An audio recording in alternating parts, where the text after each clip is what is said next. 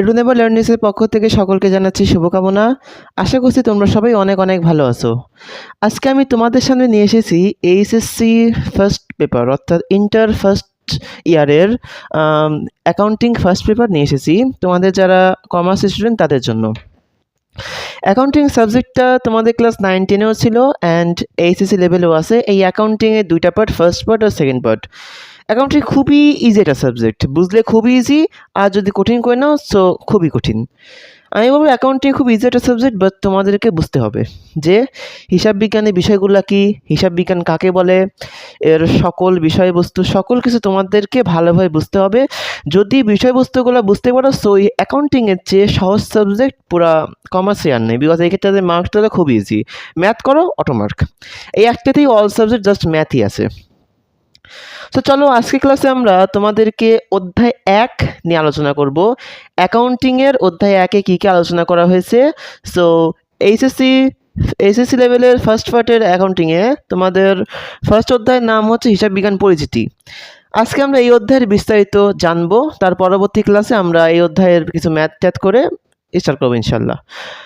প্রত্যেকটা ক্লাসে আমি ফার্স্টেই তোমাদেরকে বুঝাই ওই অধ্যায়ের বিস্তারিত, তারপরে ধীরে ধীরে সেই অধ্যায়ের মেইন যেটা টপিক সেটাতে যাই। সো ফার্স্টেই দেওয়া হিসাব বিজ্ঞান পরিচিতি। তোমরা যারা ক্লাস 9-10-এ সায়েন্সে ছিল আর এই এইচএসসি লেভেলে এসে কমার্স নিয়েছো তাদের জন্য একটু বুঝতে অসুবিধা হবে ফার্স্ট কিছুদিন, তারপরে ইনশাল্লাহ এটা ঠিক হয়ে যাবে। আমি বলবো ফার্স্টে 9-10-এর বইটা 1-2 মাস পড়ে তারপরে এইচএসসি লেভেলটা স্টার্ট করো, তাহলে অনেকটাই বুঝতে তোমাদের সুবিধা হবে কিছু কিছু অধ্যায়গুলি। তো চলো আমরা আজকে ক্লাসটা আমরা স্টার্ট করি। আজকে আমরা শিখবো হিসাব বিজ্ঞান পরিচিতি।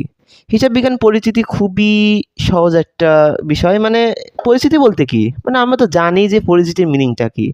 আই মিন জাস্ট পরিচিত হওয়া যে তোমাদের হিসাব বিজ্ঞানের বিষয়গুলো কি, হিসাব বিজ্ঞান কাকে বলে, কী থেকে কিসের উৎপত্তি, এইগুলোই জাস্ট পরিচিত, এসে বলে হিসাব বিজ্ঞান পরিচিত।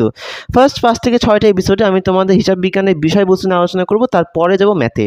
মেইনলি আগে তোমাকে বেসিক জানতে হবে, তারপরে ম্যাথ করতে হবে।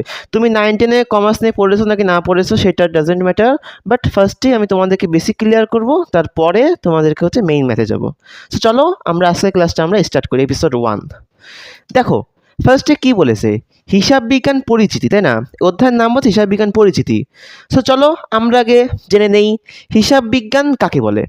তোমাদেরকে ফার্স্টে জানতে হবে what is the definition of হিসাব বিজ্ঞান, তাই না? তো চলো আগে আমরা জেনে নিই হিসাব বিজ্ঞান কাকে বলে। কি বললাম? হিসাব বিজ্ঞান, তাই না? দেখো হিসাব বিজ্ঞানের মেইন সংজ্ঞাটা কি, আমি তোমাদেরকে 4টা পয়েন্ট বলবো, এই 4টা পয়েন্ট তোমরা মুখস্থ করে নাও, তাহলে হিসাব বিজ্ঞানের সংজ্ঞা তোমাদের জন্য ইজি হয়ে যাবে। দেখো হিসাব বিজ্ঞানের সংজ্ঞার মধ্যে আছে লেনদেন,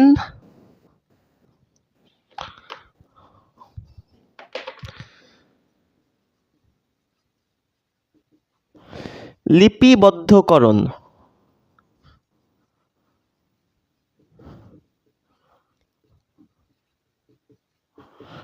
তারপরে লেনদেন বিশ্লেষণ,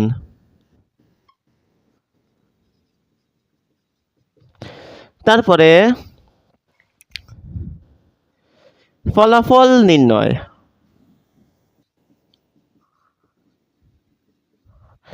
তারপরে হচ্ছে ফলাফল বিশ্লেষণ।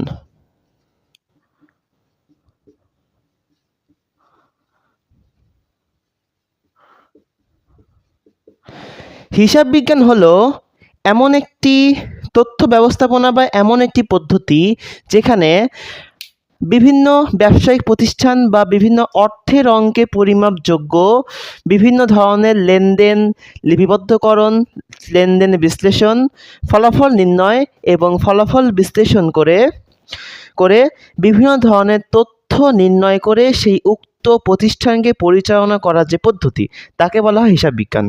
অর্থাৎ প্রত্যেকটা প্রতিষ্ঠানের জন্য তোমাদেরকে আগে করতে হবে লেনদেন লিপিবদ্ধ, তারপরে সেই লেনদেনটা বিশ্লেষণ করতে হবে, তারপরে সেই লেনদেন বিশ্লেষণ করে সেটার ফলাফল নির্ণয় করতে হবে, সেই ফলাফল আবার বিশ্লেষণ করতে হবে, করে আয় ব্যয় নির্ণয় করতে হবে। আয় ব্যয় নির্ণয় করার পরে তোমার লাভ নাকি লস হলো সেই অনুযায়ী তোমাদেরকে আগে বেরোতে হবে। অর্থাৎ হিসাব বিজ্ঞান এমন একটি পদ্ধতি বা এমন একটি ব্যবস্থা যে যেখানে অর্থের অঙ্কে বিভিন্ন ধরনের লেনদেন জাতীয় যেরকম লেনদেন লিপিবদ্ধকরণ, লেনদেন বিশ্লেষণ, তারপরে ফলাফল নির্ণয় অ্যান্ড ফলাফল বিশ্লেষণ, এই সকল কাজের সমষ্টি নিয়ে আলোচনা করে লাভ ক্ষতি নির্ণয় করে উক্ত প্রতিষ্ঠানকে সঠিকভাবে চালানোর যে প্রক্রিয়া বা সে ব্যবস্থাপনা করা হয় তাকে বলা হয় হিসাব বিজ্ঞান। এখন একটা কথা বলি, লেনদেন জিনিসটা কি? লেনদেন জিনিসটা কি, তাই না? লেনদেন হচ্ছে তোমাদের আর্থিক অঙ্কে পরিমাপযোগ্য যে কোনো ঘটনা লেনদেন। একটা কথা বলি, সকল ঘটনা কিন্তু লেনদেন নয়, সকল ঘটনা লেনদেন নয়, কিন্তু সকল আর্থিক ঘটনাই লেনদেন।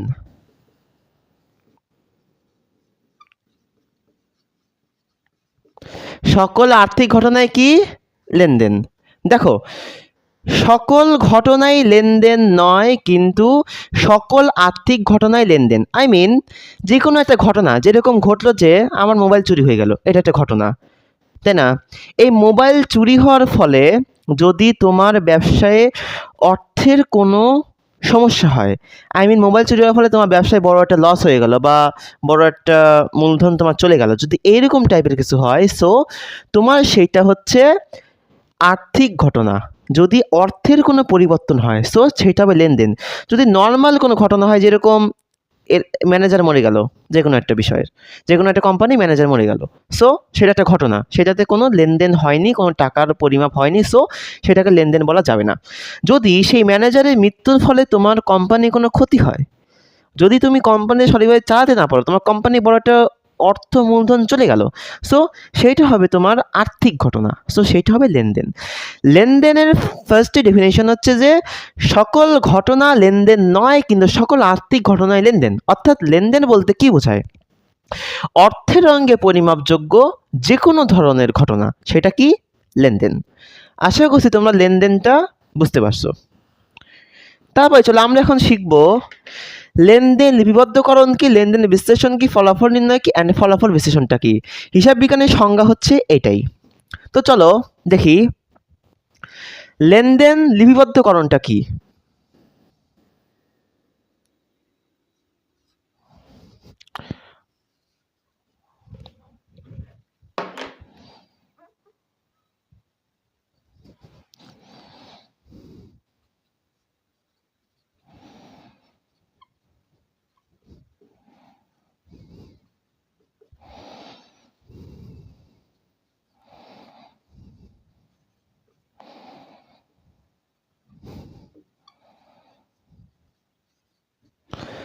পণ্য নগদে ক্রয় করা হলো 5,000 টাকা, এইটা হচ্ছে লেনদেন লিপিবদ্ধকরণ। দেখো, এটা কি একটা লেনদেন, তাই না?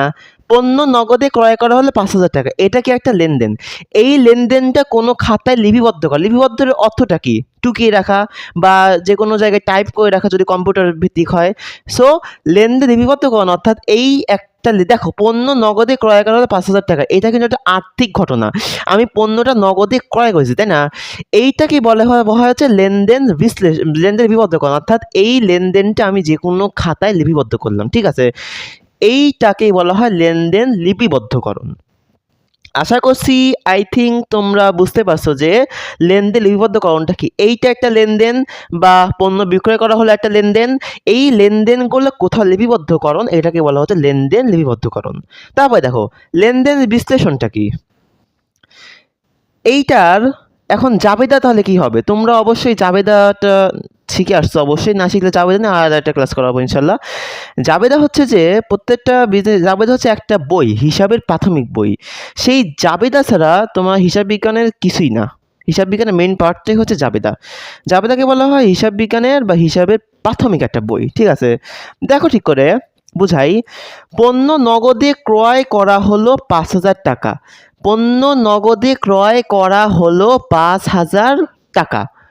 দেখো, নগদে পণ্য ক্রয়, বাকিতে কিন্তু না, নগদ টাকা দিয়ে কিনেছি, অর্থাৎ নগদ টাকাটা গেছে। দেখো, আমার কাছে ছিল 5,000 টাকা, সেই টাকা হচ্ছে আমি নগদ দিয়ে দিয়েছি। নগদ সবসময় কি হয়? সম্পদ। নগদ কি? সম্পদ। সেই নগদ 5,000 টাকা আমি দিয়ে দিলাম, অর্থাৎ আমি 5,000 টাকা আমার কাছে যে সম্পদ ছিল সেই সম্পদটা দেওয়ার ফলে আমি পণ্য পেলাম, অর্থাৎ 5,000 টাকা আমার থেকে চলে গেল, অর্থাৎ সম্পদ হ্রাস পেল। সম্পদ যদি হ্রাস পায়, দেখো নগদটা কি, এটা হচ্ছে সম্পদ, তাই না? এখন দেখো সম্পদ যদি হ্রাস পায় তাহলে কি হয়, ক্রেডিট, অর্থাৎ আমার নগদ টাকা চলে গেছে, সো এখানে হবে নগদান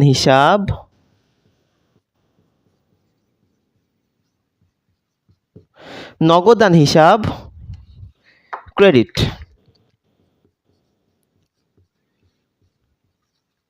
ঠিক আছে, এখন দেখো পণ্য নগদে ক্রয় করা হলো, সো ক্রয় করার ফলে আমার কি 5,000 টাকা আমি ব্যয় করলাম, ব্যয় যদি বৃদ্ধি পায় অর্থাৎ ক্রয় করার ফলে কি ব্যয় বৃদ্ধি পেলো, ব্যয় বৃদ্ধি পেলে কি হয়, ডেবিট, সো এখানে হবে ক্রয় হিসাব ডেবিট।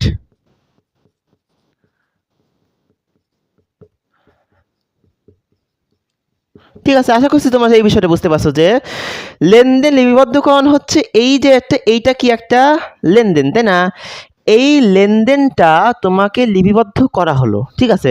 এই লেনদেনটা কোনো একটা খাতা লিপিবদ্ধ করে সেই লেনদেনটা বিশ্লেষণ করা হয় এইভাবে, এইটাকে বলা হচ্ছে লেনদেন বিশ্লেষণ, যে কত টাকা ডেবিট হলো কত টাকা ক্রেডিট হলো। এখানে লাস্টে 5,000 টাকা লিখতে হবে, যদিও লিখিনি। দেখো কত টাকা ডেবিট হলো কত টাকা ক্রেডিট হলো, এইটাকেই বলা হচ্ছে লেনদেন বিশ্লেষণ, ঠিক আছে? এখন এই লেনদেনগুলোর বিশ্লেষণের ফলে এইরকম একাধিক লেনদেন হয়েছে, একাধিক লেনদেন ডেবিট হয়েছে, একাধিক লেনদেন ক্রেডিট হয়েছে। এখন এই ডেবিট ক্রেডিট নির্ণয়ের পরে বছর শেষে, প্রত্যেকটা বছরে যদি একটা কোম্পানি জানুয়ারি মাসে শুরু হয় 1 তারিখে শুরু হলে ওই বছর ডিসেম্বরের 31 তারিখে, যদি জুনের 1-এ শুরু হয় তাহলে পরবর্তী বছরের তোমার হচ্ছে মে মাসের 31 তারিখে। এইটা হচ্ছে 1 বছরের একটা টাইম। যদি জানুয়ারির যদি জানুয়ারি যদি জানুয়ারি 1-এ কোনো কোম্পানি শুরু হয় সেটা হিসাব নিকাশ হয় 31 ডিসেম্বর, ঠিক আছে? আর যদি জুনের 1 তারিখে শুরু হয় সো সেটা হিসাব নিকাশ হবে মে 31 পর্যন্ত, অর্থাৎ প্রত্যেকটা মাসে শুরু হলে সেই মাসের আগের দিন পর্যন্ত একটা মেয়াদ উত্তীর্ণ হওয়ার ডেট থাকে, ঠিক আছে? এটাকে বলা হয় বছর পূর্তি বা 6 মাসে হতে পারে। প্রত্যেকটা ফলাফল নির্ণয়ের পরে একটা কোম্পানি আর্থিক অবস্থাটা দেখবে যে সেই কোম্পানি লাভ হলো নাকি লস হলো, ঠিক আছে? এইরকম একাধিক লেনদেন হলো, এরকম তোমাদের একাধিক লেনদেন হলো, ঠিক আছে? একাধিক লেনদেনের পরে দেখলো যে আয় হয়েছে 20 লাখ টাকা মুনাফার পরে, ঠিক আছে? আর এরপরে তাই সেই কোম্পানির ব্যয় হয়েছে হচ্ছে 12.5 লক্ষ টাকা। দেখলো এমনি আমি এভাবে বুঝালাম, হিসাব নিকাশ করে দেখলো, তারপরে সেই কোম্পানির মুনাফা তাহলে কত হবে, 7.5 লক্ষ টাকা, তাই না? দেখো এইটা মনে করো ফলাফল নির্ণয় করলো। আর্থিক অবস্থা বিবরণী তোমরা করেছো, তারপরে বিশদায় বিবরণী করেছো, মালিকানা সত্ত্ব বিবরণী করেছো, সেই বিবরণী করে দেখলো যে বিশদায় বিবরণীতে কী কী থাকে, তোমরা 9th-এ পড়েছো এটা। বিশদায় বিবরণীতে কী কী থাকে, তোমাদের বিশদায় বিবরণীতে থাকে হচ্ছে পরিচালন ব্যয়, না ফার্স্টে থাকে কি বিক্রয়, বিক্রয় তো মেইন টাকা ইনকামের পথ, তাই না? বিক্রয় থেকে কি বাদ যায়, বিক্রিত পণ্যের ব্যয় থেকে বাদ দিয়ে কি বেঁচে থাকে, তোমাদের পরিচালন মুনাফা, সেই পরিচালন মুনাফা থেকে পরিচালন ব্যয়, তোমাদের হচ্ছে ফার্স্টে থাকে হচ্ছে বিশদায় বিবরণীতে কী কী থাকে, বিক্রয়, তাই না? বিক্রয় থেকে তোমাদের বাদ যায় কি বিক্রিত পণ্যের ব্যয়, তাই না? সে বিক্রিত পণ্যের ব্যয় থেকে তোমাদের বাদ যায় কি, এই বিক্রয় থেকে বিক্রিত পণ্যের ব্যয় যে তোমাদের কি পাও, মোট মুনাফা, তাই না? সেই মোট মুনাফা থেকে যদি পরিচালন মুনাফা বাদ দাও তাহলে কি থাকে, পরিচালন মুনাফা। সেই পরিচালন মুনাফা থেকে অন্যান্য আয় যোগ, তারপরে সেই মান থেকে অন্যান্য ব্যয় মাইনাস করলে তোমরা যেটা পাও সেটা হচ্ছে তোমাদের মেইন যেই মুনাফা হয় সেটা, তাই না? নিট লাভ। এইটাকেই বলা হচ্ছে তোমরা প্রত্যেকটা কোম্পানিতে দেখলা যে প্রত্যেকটা কোম্পানি তাদের বছর শেষে একটা ফলাফল নির্ণয় করে, সেই ফলাফলটা নির্ণয় আর্থিক অবস্থা যে নির্ণয় করা, বিশদায় বিবরণীতে সব কিছু টুকা, এই যে একটা লেনদেন হলো, এই সকল লেনদেন লিপিবদ্ধ করে সকল লেনদেন বিশ্লেষণ করে তারপরে প্রত্যেকটা কোম্পানিতে ফলাফলটা নির্ণয় করলো যে কত টাকা কোন সাইডে গেল, কর্মচারীদের বেতন টেতন সব দেওয়া, সকল কিছু বিশ্লেষণ করাকে বলা হয় ফলাফল বিশ্লেষণ করা। বিশ্লেষণ করে পেলো 7.5 লক্ষ টাকা। এটা হচ্ছে তোমাদের ফলাফল বিশ্লেষণ। আই থিঙ্ক তোমাদেরকে বোঝাতে পেরেছি এই 4টা অপশন যে লেনদেন লিপিবদ্ধকরণ হচ্ছে এইটা যে প্রত্যেকটা লেনদেনের ঘটনাগুলো একটা খাতা লিপিবদ্ধ করে সেইটা আবার বিশ্লেষণ করা হয় এইভাবে, এই ডেবিট নাই ক্রেডিট কত হাজার টাকা কোন সাইডে গেল, দেন প্রত্যেকটা কোম্পানি এরকম একাধিক একাধিক লেনদেন একত্রিত করে বছর শেষে ফলাফল নির্ণয় করা হয় কত টাকা কোন সাইডে আয় ব্যয় হলো, সেই নির্ণয় করে আবার বিশ্লেষণ করা হয় যোগ বিয়োগ করে, এটাকে বলা হয় ফলাফল বিশ্লেষণ এত টাকা। এটা হচ্ছে আমাদের কি হলো নিট লাভ, এটা হচ্ছে আমাদের ফলাফল বিশ্লেষণের ফলাফল। ঠিক আছে, এইটাকেই বলা হচ্ছে হিসাব বিজ্ঞানের মিনিংটা। আমি আবার বলছি হিসাব বিজ্ঞানের মিনিংটা তোমাদের হচ্ছে কি, হিসাব বিজ্ঞানের মিনিং হচ্ছে তোমাদের আর্থিক লেনদেন লিপিবদ্ধকরণ করে তোমাদের আর্থিক এই যেই লেনদেন বিশ্লেষণ করতে হয়, বিশ্লেষণ করে সেইটা আবার ফলাফল নির্ণয় করে সেই ফলাফলটা আবার বিশ্লেষণ করতে হয়। বোঝা গেল বিষয়টা? এই লেনদেন বিশ্লেষণকে বলতে পারো লেনদেন শ্রেণীবদ্ধকরণ।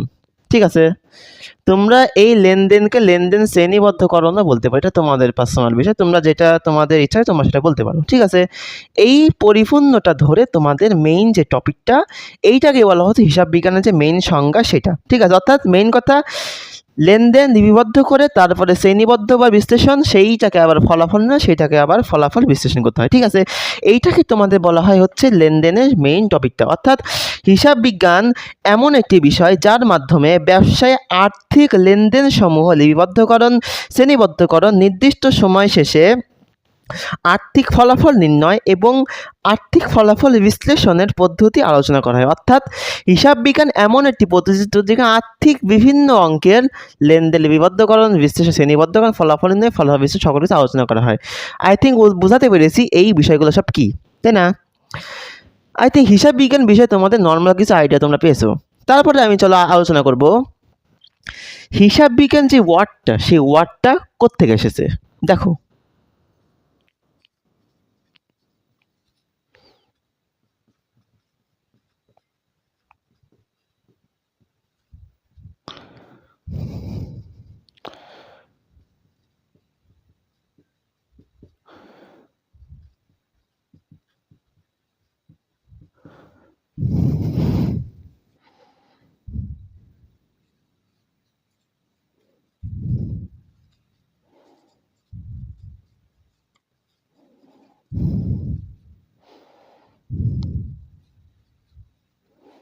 দেখো একটা বিষয়, হিসাব বিজ্ঞানের যেই মেইন ওয়ার্ডটা সেই ওয়ার্ডটা এসেছে ক্যালকুলি ল্যাটিন শব্দ থেকে।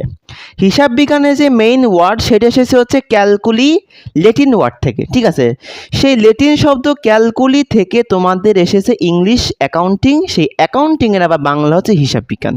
ঠিক আছে, তোমরা আশা করছি বুঝতে পারছো। এই যে এই কোশ্চেনটা তোমরা টুকে রাখতে পারো, এটা কিন্তু ভেরি ভেরি ইম্পর্টেন্ট।